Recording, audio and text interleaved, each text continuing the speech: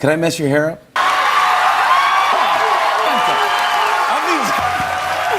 The answer is yes, but the people in New Hampshire, where I'm going to be in about an hour from now, I hope they're going to understand. Go ahead, my hairspray.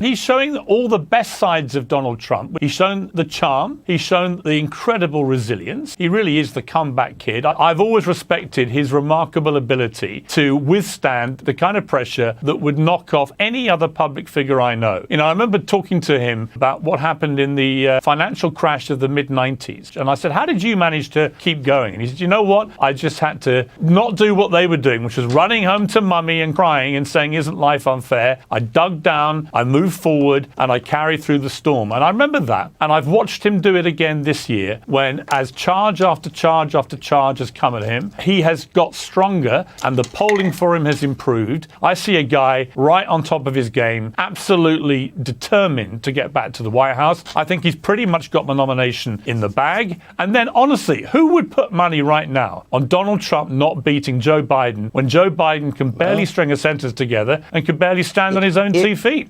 I think we're on the same page with Biden. In 2020, maybe he was the only one who could have beaten Trump. I think now he's the only one who will lose to him. He cannot run for president.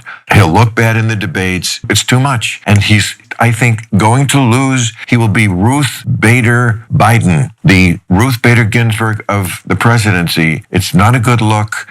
When did you play golf with President Trump? Just about a month ago. How does that happen? The White House called and said, hey, the president would like to play golf with you on Sunday. Are you available? And I got to tell you, Jimmy, I had a lot of people tell me not to do it. If the president of the United States ever asks you to play golf, you do it. It's a no-brainer. And it was a fantastic experience. Rode in the motorcade over there. I've never felt safer playing golf, right? We had 30 golf carts behind us. He was a great host. He loved sports. He was very gracious. He took a picture with the groups that we passed through. And so, I mean, it was just the experience of playing with the office that was pretty cool to me. And I think it would have been almost un-American to have said no. Did he cheat on your play? No. Do you feel like you have to let him win? We were on the same team, and we won. I mean, it was a big victory. I felt the pressure. I wanted to do my job to help us win. So it worked out. You help elevate the president's mood.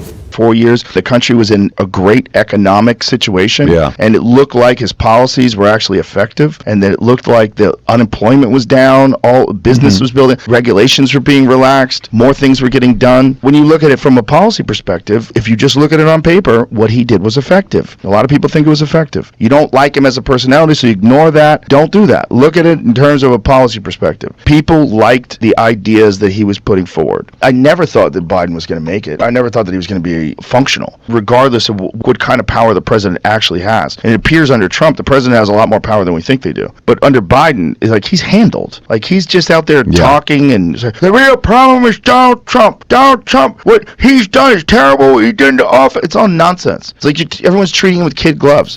He's the president of the United States, and you have to respect the office. And no matter who's in the office, you may dislike personality or the politics, but we all must respect the office. He was asked about his relationship with Donald Trump. Was it professional or personal?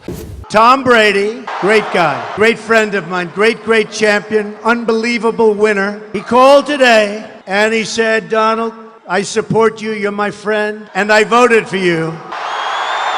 This guy is a champ, and he is a winner, and he is a great person. So I said, so Tom, you voted for me, you support me. Am I allowed to say it? If you want to say it, you can say it, okay? That's what a champ is all about.